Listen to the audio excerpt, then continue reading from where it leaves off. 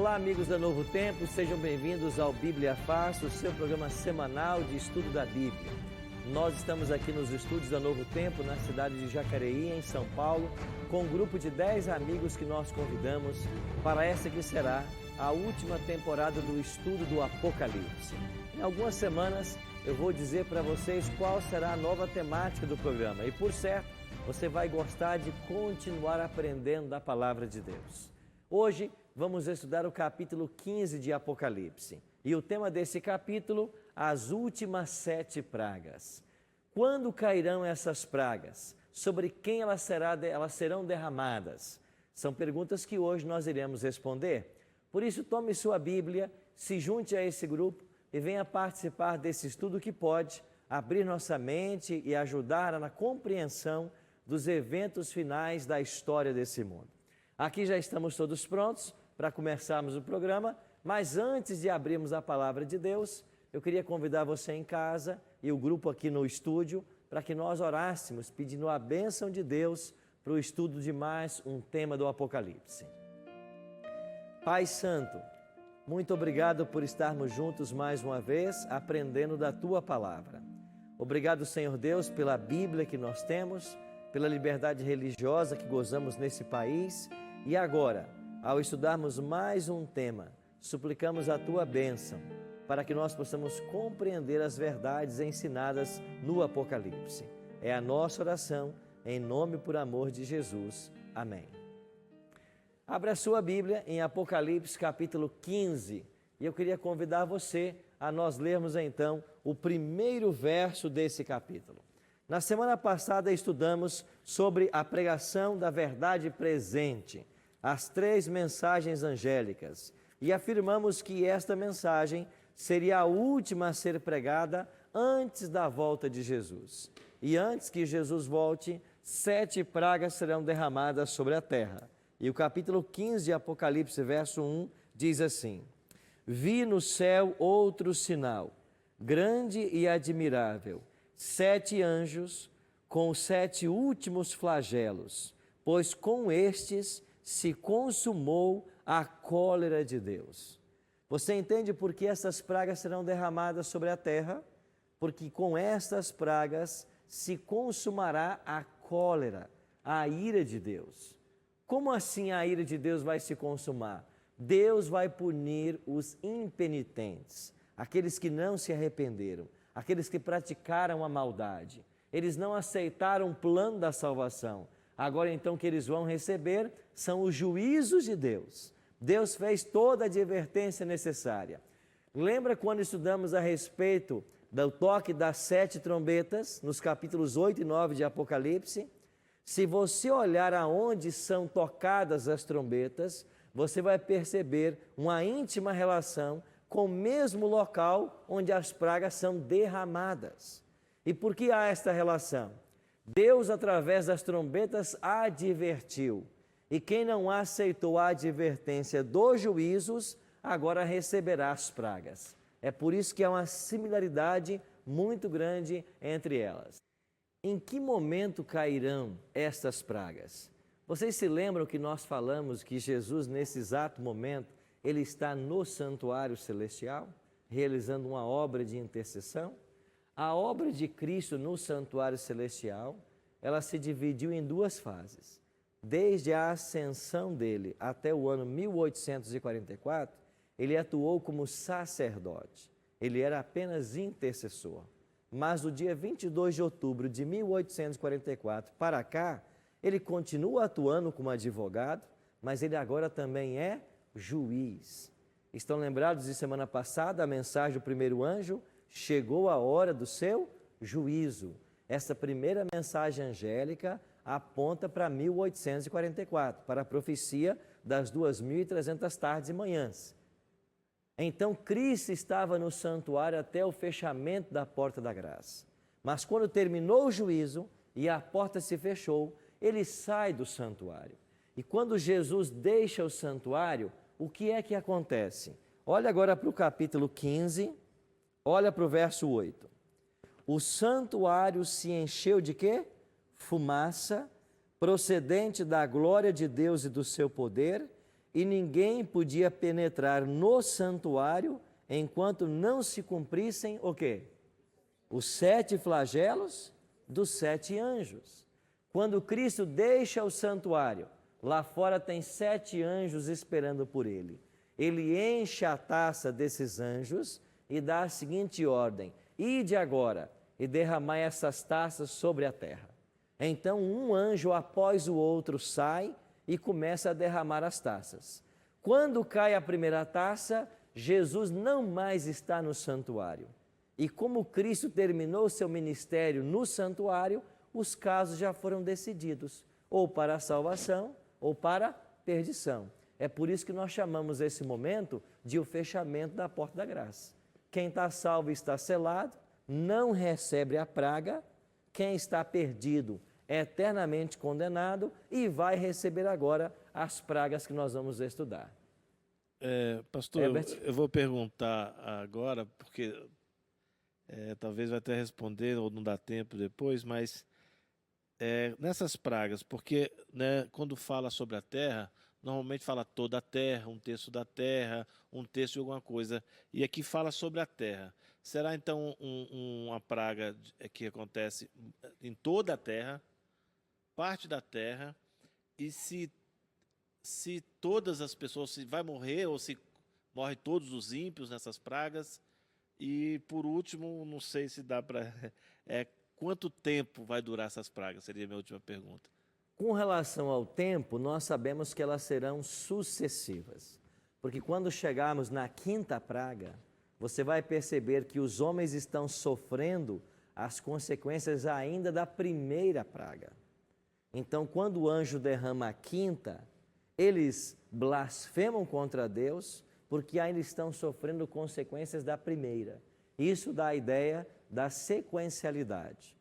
Com relação ao local onde elas serão derramadas, cada praga vai cair sobre um local específico. Por exemplo, no versículo 2, o que diz aí, 16, verso 2, que é a primeira praga?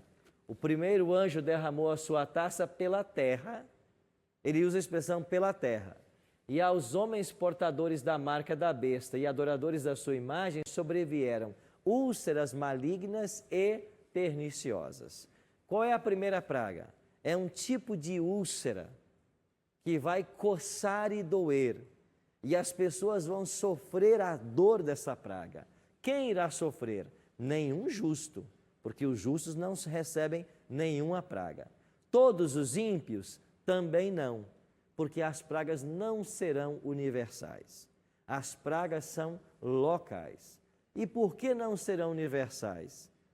Por exemplo, a segunda praga, que é que nós vamos estudar agora, derramou segundo a sua taça no mar.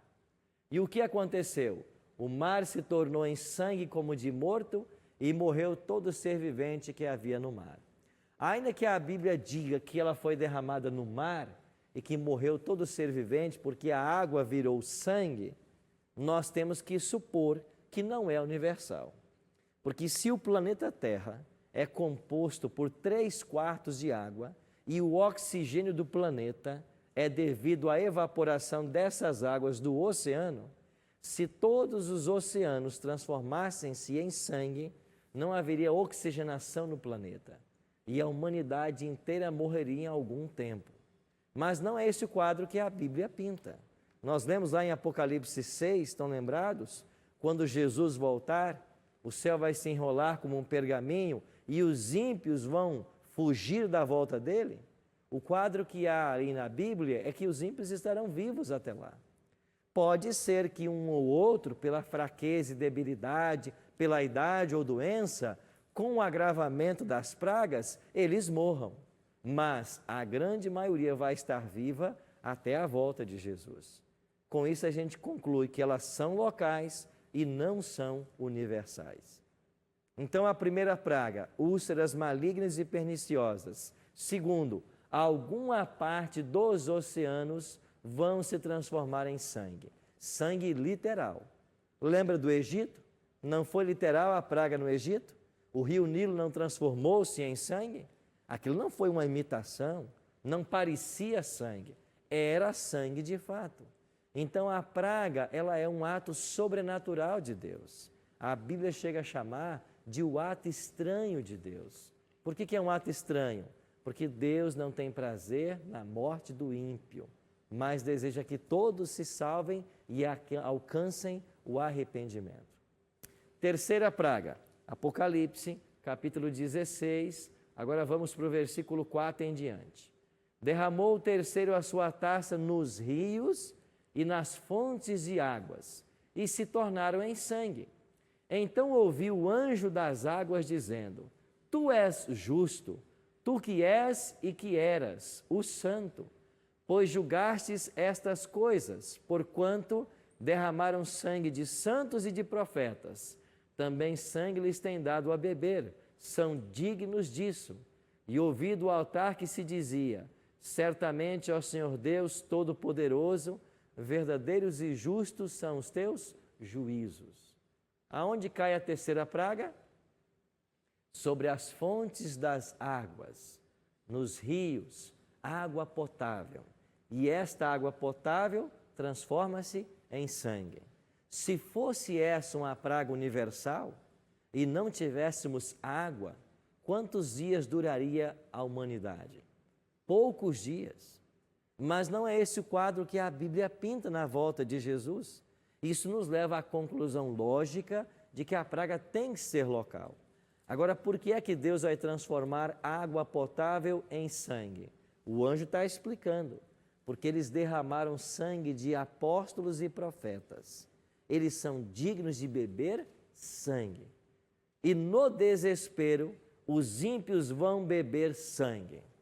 Hoje, em algumas partes do planeta Terra, os cristãos estão sendo perseguidos e mortos.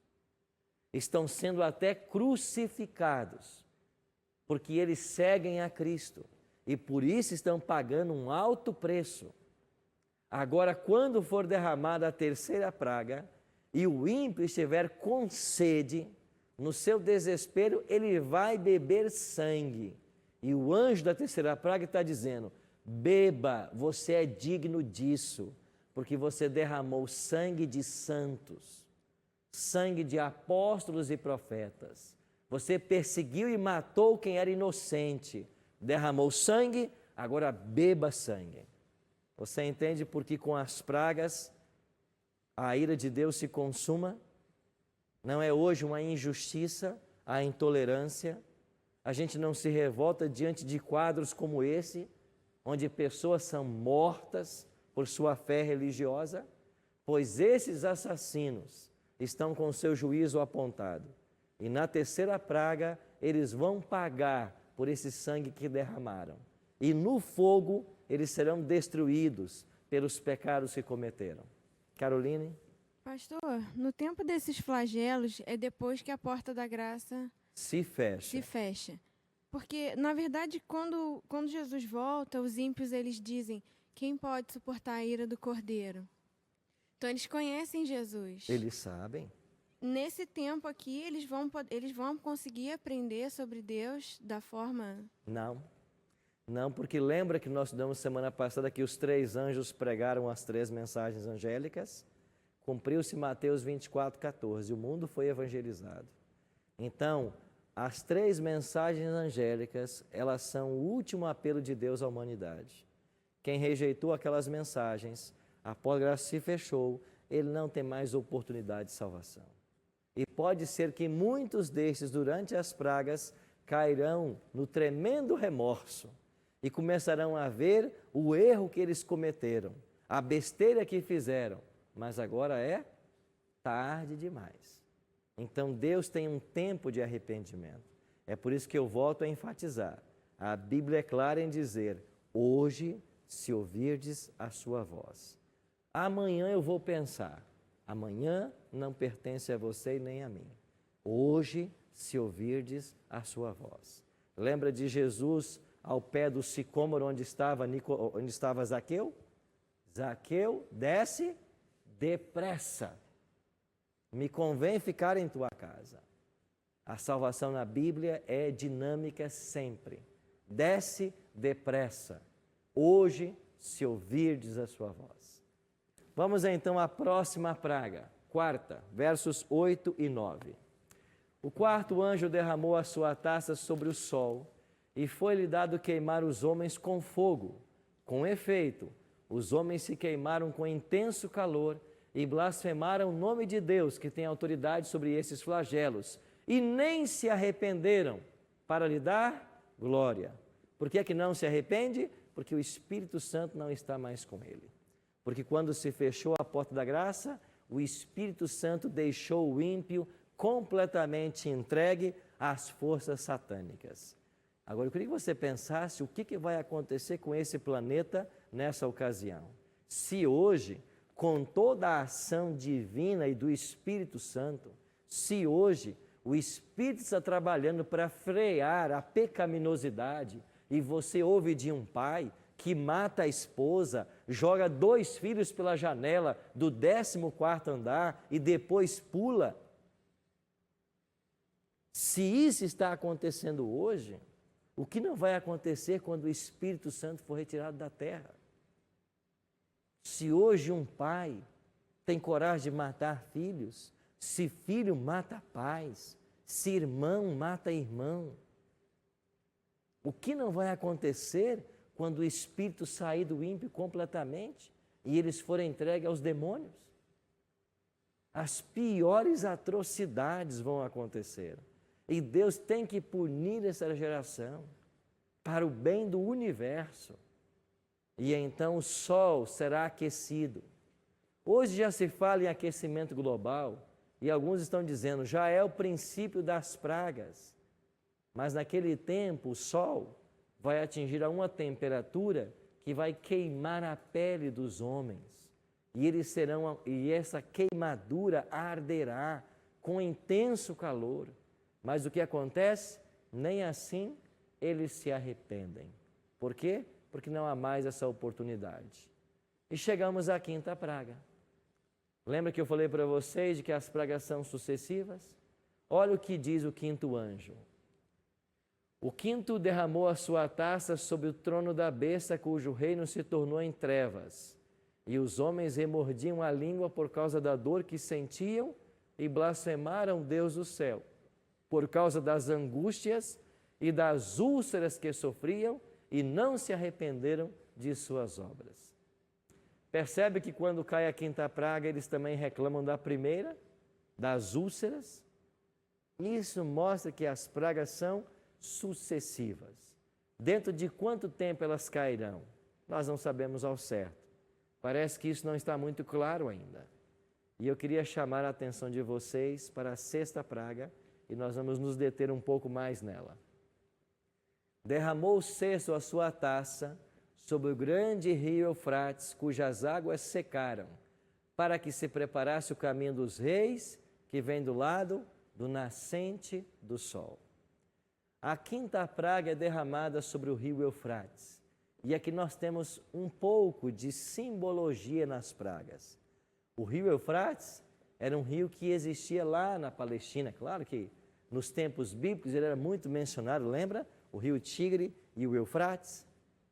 Agora, esse rio Eufrates, no Apocalipse, o que é que ele simboliza?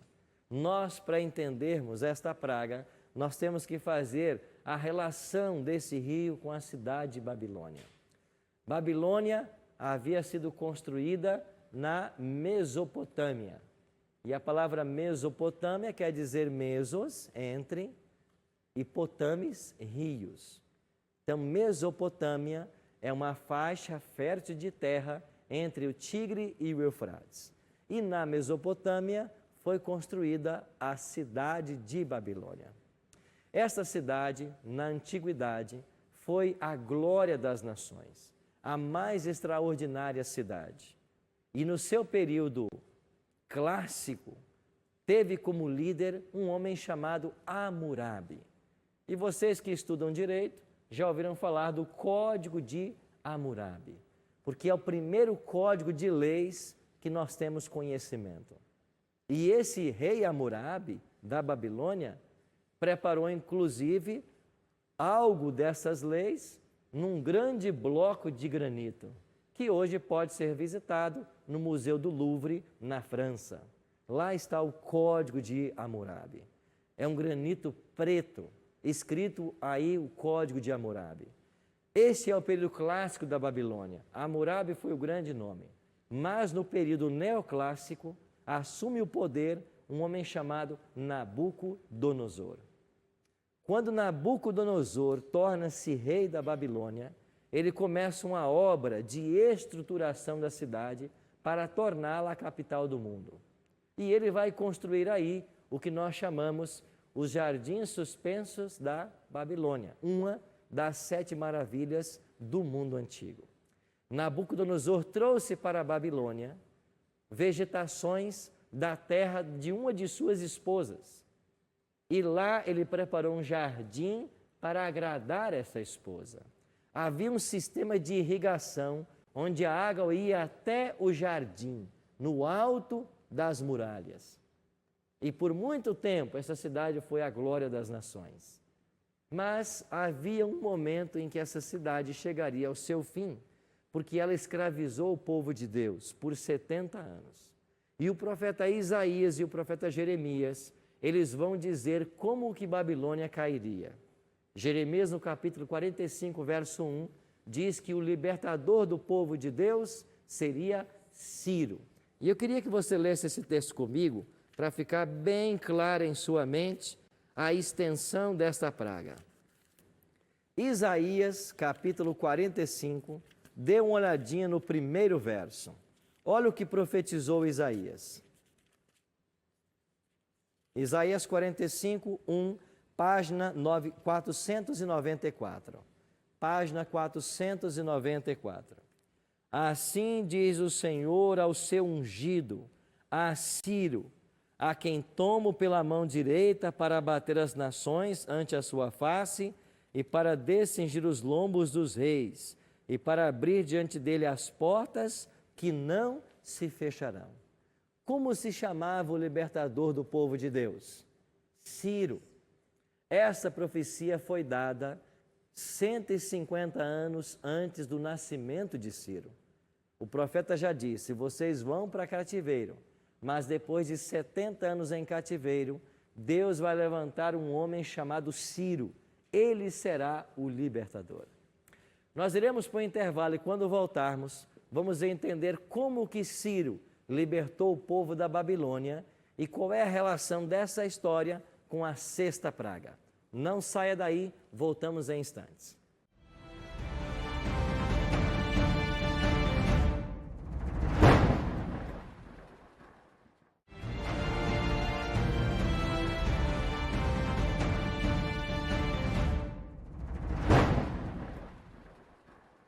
Estamos de volta com o programa Bíblia Fácil e eu quero oferecer para você esse presente que nós preparamos com muito carinho.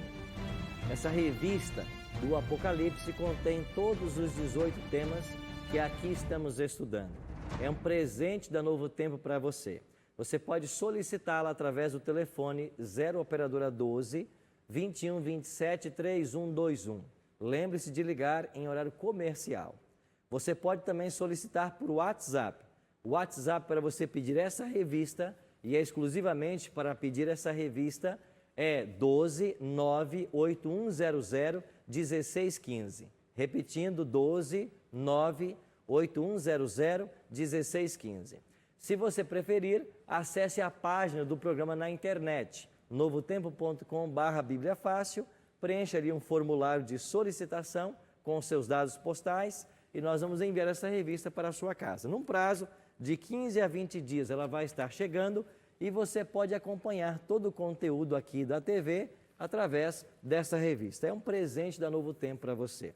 E mais uma vez, obrigado a você que é anjo da esperança, que apoia o ministério da Novo Tempo. Se você não é um anjo ainda, torne-se um anjo.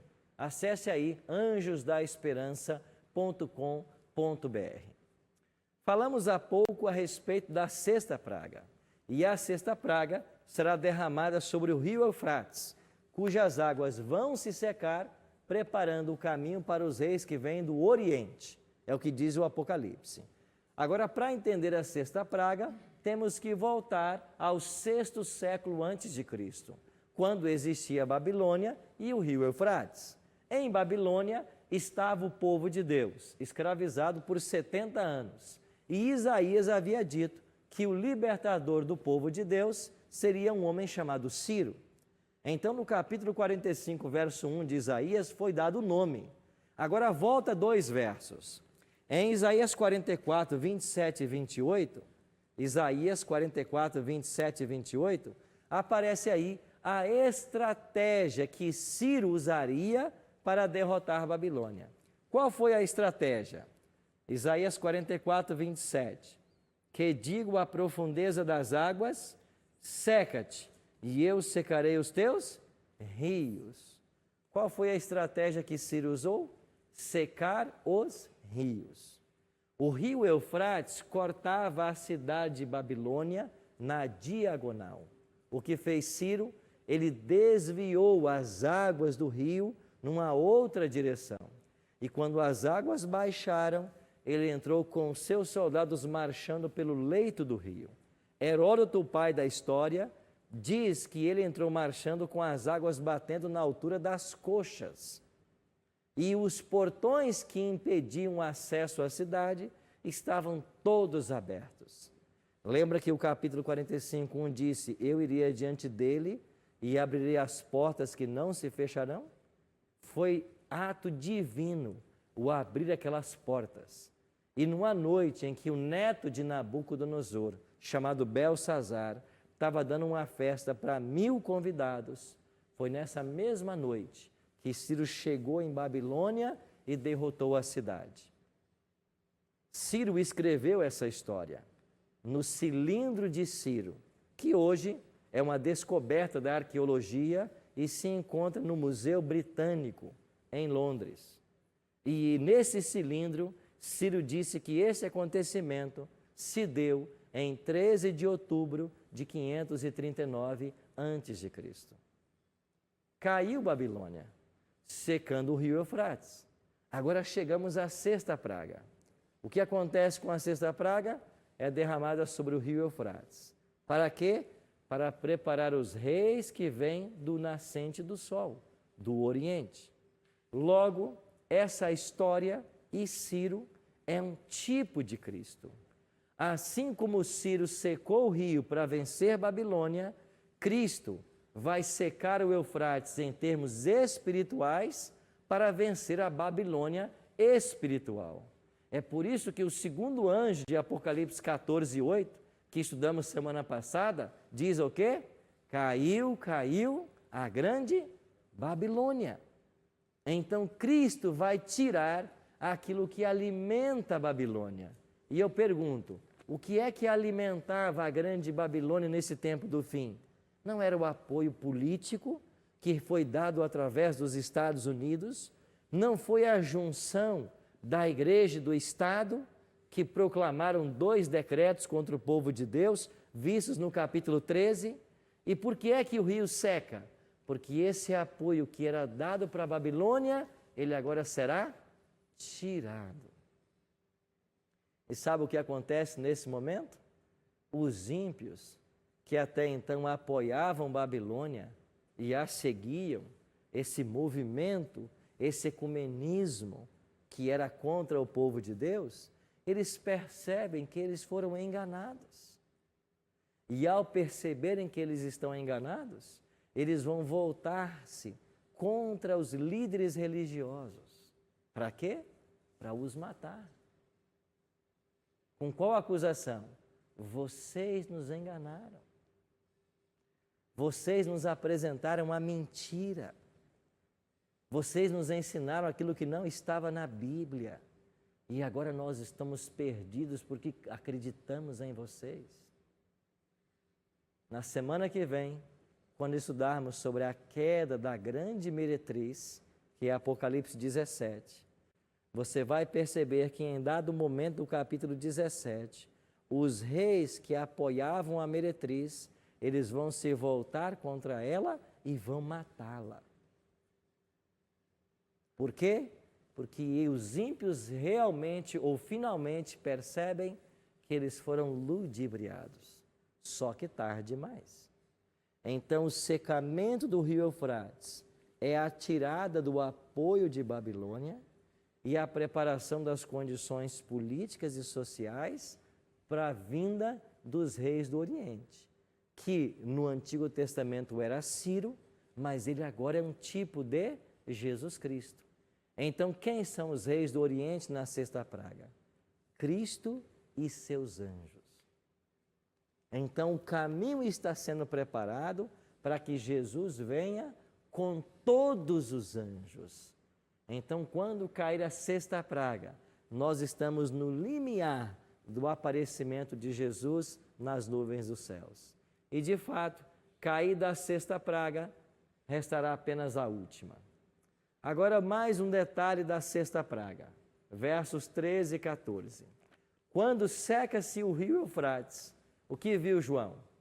Então vi sair da boca do dragão, da boca da besta e da boca do falso profeta 3 espíritos imundos, semelhante a rãs, porque são espíritos de demônios, operadores de quê? Sinais. E se dirigem aos reis do mundo inteiro, com o fim de ajuntá-los para a peleja do grande dia do Deus Todo-Poderoso. Quando se seca o rio Eufrates, João vê 3 espíritos imundos saindo da boca do dragão. Quem é o dragão? Satanás. Da boca da besta. Quem é a primeira besta de Apocalipse 13? O papado. E da boca do falso profeta. Quem é o falso profeta em Apocalipse? É a segunda besta do capítulo 13. O protestantismo que se apostatou da verdade, principalmente nos Estados Unidos da América do Norte. Então, o que acontece agora na sexta praga? Você tem uma união de 3 poderes. O dragão, representado aqui pelo espiritismo. A besta, representado pelo catolicismo. E o falso profeta, pelo protestantismo que se afastou da verdade.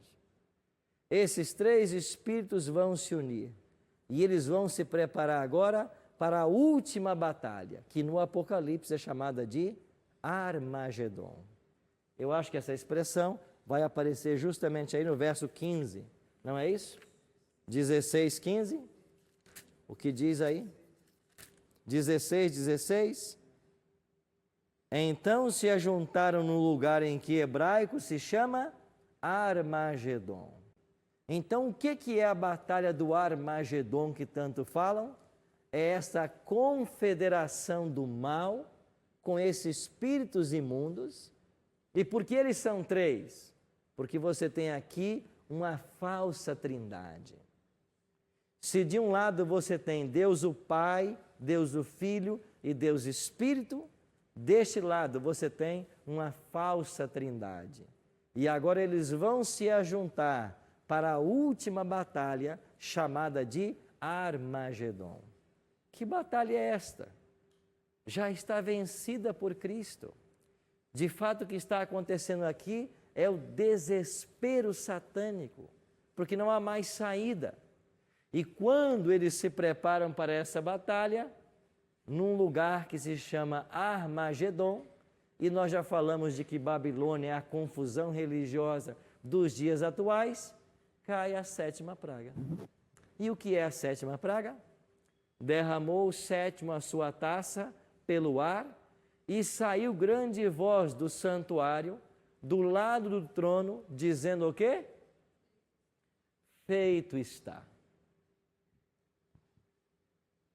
E sobrevieram relâmpagos, vozes e trovões, e ocorreu grande terremoto como nunca houve igual, desde que há gente sobre a terra.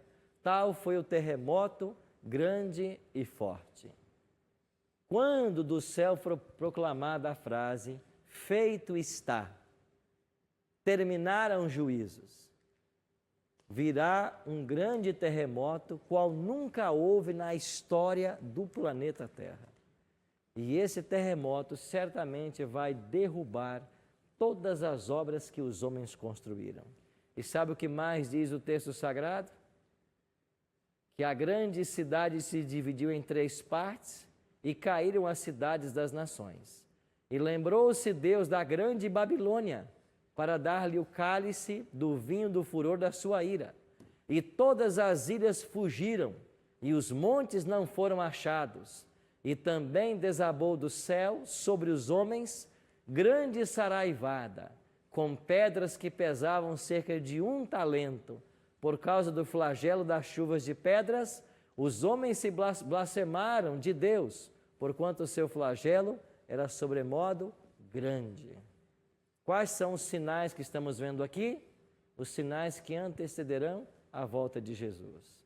E essa chuva de pedras, com pedras pesando cerca de 1 talento, isso quer dizer 40 quilos. Aonde essa chuva cair, as pessoas morrerão instantaneamente. Será uma cena jamais vista. E por que tudo isso está acontecendo? Porque os impenitentes estão recebendo a recompensa de suas obras. Caroline? No versículo 15, diz assim, do capítulo 16: Eis que vem como vem o ladrão. Bem-aventurado aquele que vigia e guarda as suas vestes, para que não ande nu e não se veja a sua vergonha. Muitas igrejas dizem que se Jesus voltar enquanto você estiver despido, você não vai para o céu. Eu queria perguntar ao senhor o que vocês entendem desse versículo. Porque eu não iria para o céu por estar despido? Isso é a invenção da cabeça humana, né? É algum líder criativo que inventa essas coisas. Até porque quando eu vim ao mundo e você também viemos pelado. Se Deus tivesse vergonha de nossa nudez, nós teríamos nascido com roupas. Quem disse porque eu estou nu, eu não posso ser salvo? Então isso é a invenção da cabeça humana. Quando o Apocalipse diz que a gente tem que vigiar, porque Jesus vem como ladrão, e isso ele mesmo disse lá em Mateus, para que não seja vista a vergonha da tua nudez, lembra que a igreja de Laodiceia foi dada que ela vestisse, aconselho que de mim compre vestes brancas. Essas vestes que são aconselhadas, fala da justiça de Cristo. Então, a nudez espiritual é que está sendo tratada. É você não estar pronto espiritualmente, nada materialmente. Sim, Natália? Pastor, há alguma referência mais clara de que esses 3 espíritos imundos representem o espiritismo, o catolicismo e o protestantismo falso? Por que nós chegamos a essa conclusão? Lembra quando nós estudamos o capítulo 12 sobre o dragão que persegue a mulher, e nós falamos que esse dragão é o próprio Satanás, nos capítulo 12, versos 7 a 9, ele é a antiga serpente, o diabo, Satanás. Como que o diabo se manifesta através do espiritismo? É a principal forma que ele tem de se manifestar. Quando as pessoas dizem que conversam com os mortos, se comunicam com os mortos. A prática de conversar com os mortos é condenada na Bíblia. A Bíblia condena severamente a ideia de se conversar com quem já morreu, porque isso é impossível. O rei Saul foi consultar uma feiticeira, e o que aconteceu? Ele até chegou a ver o profeta Samuel, mas era o diabo conversando com Saul. Então, quando alguém morre, a pessoa está morta, e se ela aparece, não é ela, pode ser alguém personificando ela. E você sabe que Paulo diz que Satanás se transforma até em anjo de luz. Então, o espiritismo faz essa ponte com as pessoas que já morreram. Abertamente a gente entende que é uma manifestação do que o diabo pretende pregar e ensinar sempre, que a alma é imortal. Quando você vai para Apocalipse 13, 1, nós identificamos a besta como sendo o papado, a igreja romana, que vai se juntar aos Estados Unidos, que é a segunda besta, que é o falso profeta. Então, esses poderes estão todos aí nos capítulos 12 e 13 de Apocalipse. Então, amigos, aqui nós temos os sinais que vão ser derramados sobre os ímpios, e a pergunta que fica é: pastor, 7 pragas sobre os ímpios, por que tanto sofrimento? O capítulo 15, 1 respondeu, né? Porque a ira de Deus tem que ser consumada. E a ira de Deus vai se consumar porque eles não fizeram só mal aos profetas e aos santos, como eles crucificaram o próprio Filho de Deus. Assim, a cruz de Cristo permanece como um alerta para mim e para você, de que há um céu a alcançar e um inferno a evitar. Todos nós temos apenas 2 destinos. E quando Cristo voltar, Ele virá para destruir os ímpios e dar vida eterna aos salvos. Por isso eu pergunto, não devemos nós nos prepararmos para esse momento? Porque se não nos prepararmos, nós iremos presenciar o derramamento das 7 pragas, mas totalmente desprotegidos. Welbert? As pragas, a gente não sabe o período, né? E essas pessoas, né, que foram enganadas, como o senhor colocou, elas foram enganadas, mas elas não tiveram oportunidade ou só foram enganadas? Elas tiveram oportunidade, porque se elas estão vivendo esse momento, elas receberam as 3 mensagens angélicas. Elas foram advertidas, mas preferiram acreditar na voz de alguém do que na palavra de Deus. Foram advertidas. Jesus falou que Ele não volta enquanto o Evangelho não for pregado a toda criatura. Então elas estarão sendo advertidas, mas preferiram ficar com um falso ensino. Muitas vão dar voz aos líderes religiosos, mesmo que isso não seja o que a Bíblia está ensinando. E aonde vão estar os salvos nesse momento? Eles estão espalhados pela terra, só que eles não são atingidos pelas pragas. Quem sabe um ímpio pode abrir uma torneira e para ele haverá sangue, e um justo vai lá e haverá água pura para ele. Nenhuma praga vai cair sobre os salvos. Nesse momento nós nos lembraremos de alguns textos da palavra de Deus. Um deles é o próprio Salmo 91, onde diz que nenhuma praga chegará à tua tenda. Caiam 1000 ao teu lado, 10.000 à tua direita, e tu não serás atingido. Existe uma outra linda promessa que diz: quando passares pelas águas, eu serei contigo. E quando passares pelo fogo, nenhuma chama arderá em ti. Há uma outra promessa que diz que o pão será dado e as águas serão certas. Nada vai faltar. E se necessário for, Deus vai enviar corvos, como enviou para cuidar do profeta Elias, para alimentar seu povo, para que ele não morra. A única praga que eu vi que, assim, humanamente, né, não teria condições de ser local, seria o sol, né? Porque atingir o sol aquecerá, e é uma praga que não tem, assim, ao meu ver, né, não tem como evitá-la, né, a não ser se for só parte do mundo, né, enquanto ele está fazendo as suas... como seria isso? Seria tão rápido assim que só atinge... Assim como Deus criou o sol, faz parar o sol, como fez lá em Josué, ele parou o sol, ele pode fazer que esse sol brilhe numa região e que uma nuvem cubra outra. O sol brilha em meio hemisfério terrestre. Ele pode colocar uma nuvem sobre cada filho dele. Então não há impossíveis a Deus. Mas você percebe que a Bíblia está nos advertindo em cada momento? Cada capítulo que nós caminhamos do Apocalipse, ele vem repleto de advertências. Por quê? Porque a volta de Cristo se aproxima e nós precisamos nos preparar. Então, cada capítulo vem uma advertência. Desde o primeiro capítulo, as advertências estão vindo. Para quê? Para fazer acordar a mim e a você que Jesus está voltando e que nós temos que nos preparar.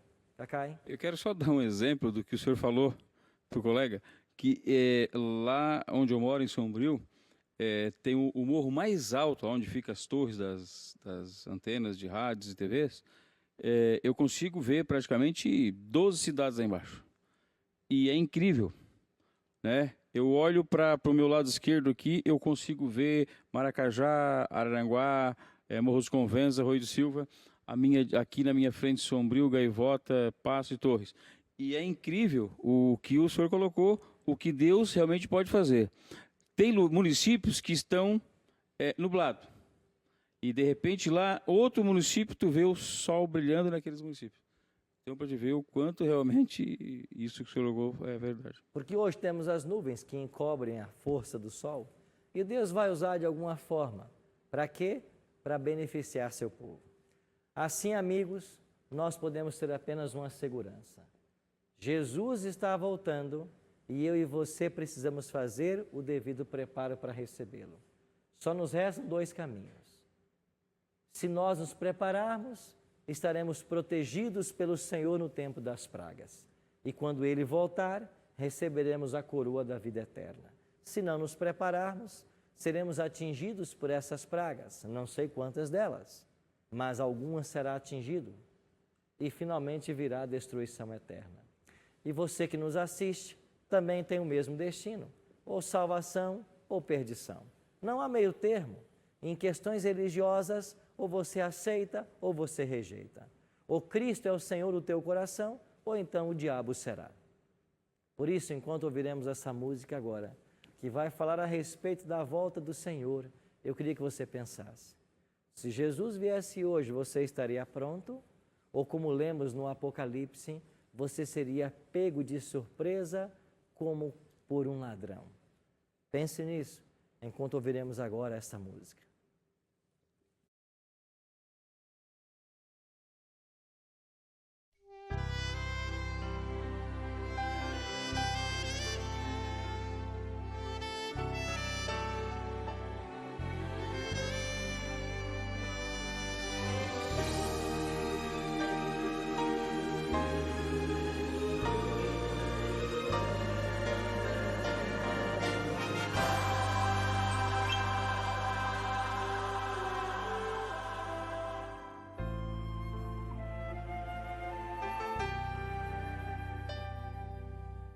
Pai, eu queria tanto ver o meu Senhor descer, vindo me encontrar.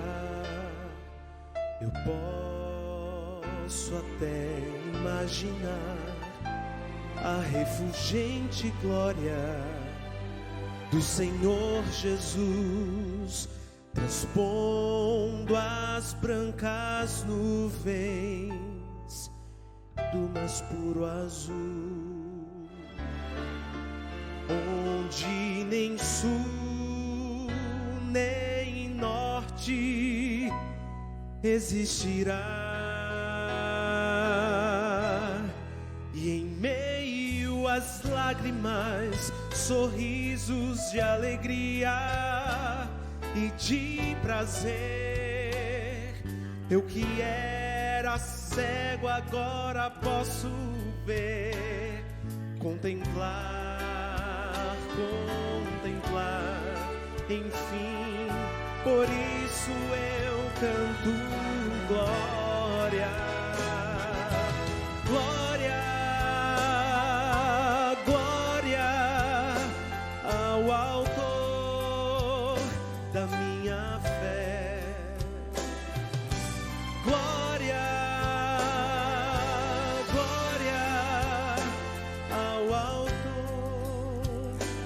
da nossa fé.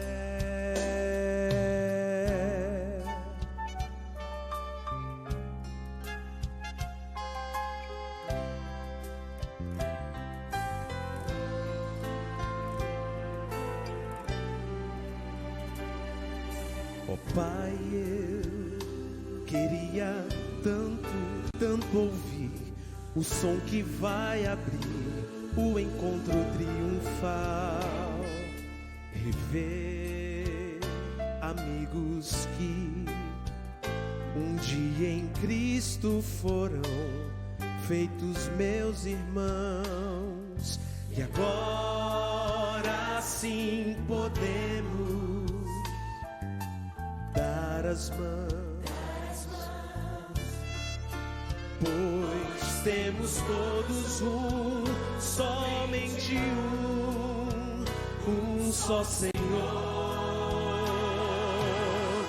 e eis o consolo que envolve a minha vida, o meu Senhor Jesus, que foi morto sim naquela cruz, voltará, enfim. Por isso eu canto glória, glória, glória ao alto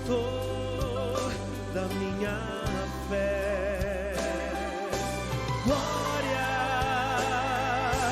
glória ao autor da nossa fé.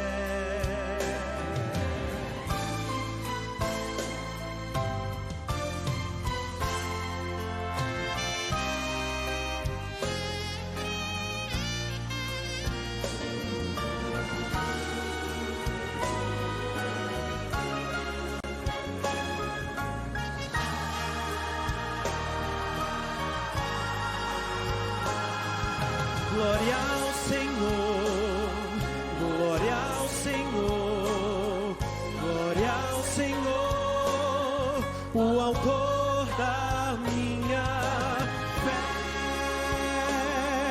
Glória ao Senhor, glória ao Senhor, o autor da minha fé. Glória ao Senhor, glória ao Senhor, glória ao Senhor, o autor da minha fé. Glória ao Senhor, glória ao Senhor, o autor da minha fé.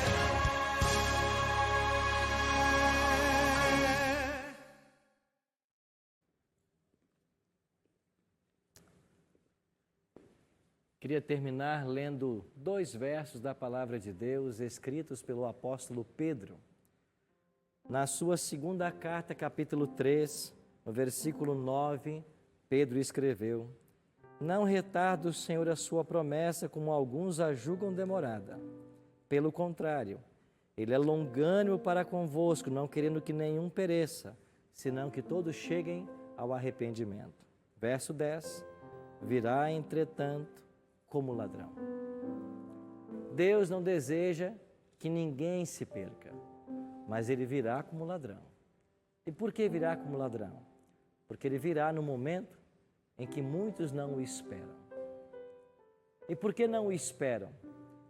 Porque estão acostumados com os brilhos e as luzes desse mundo. Porque estão satisfeitos com a vida. Porque estão vendo as coisas acontecerem, tudo parece caminhar bem e não se importam com questões espirituais. Mas eu e você temos um céu a alcançar e um inferno a evitar. Não podemos deixar que nada nesse mundo tire o nosso foco, nem de você. Por isso, não importa a situação que você está vivendo, se de abundância, prosperidade ou escassez e necessidade, a volta de Jesus, o desejo de se preparar para ela, tem que ser a coisa primeira na sua vida. E eu queria orar com você, para que nós nos preparemos para esse maravilhoso dia. Pai Santo, obrigado pela promessa da Tua volta a essa terra. E por sabermos que os juízos Teus serão derramados sobre os ímpios, sobre aqueles que não aceitaram a salvação. Nós não queremos passar por esses juízos. Nós queremos estar entre aqueles que vão estar protegidos e guardados pelos céus. Por isso, ajuda-nos em nosso preparo. Que o Teu Espírito tome conta de nossa vida, faça nele as mudanças necessárias e nos prepare para a eternidade. É a nossa oração, em nome e por amor de Jesus. Amém. Semana que vem estudaremos Apocalipse capítulo 17. Vamos descobrir quem é a grande meretriz e como ela cairá. Eu espero você semana que vem.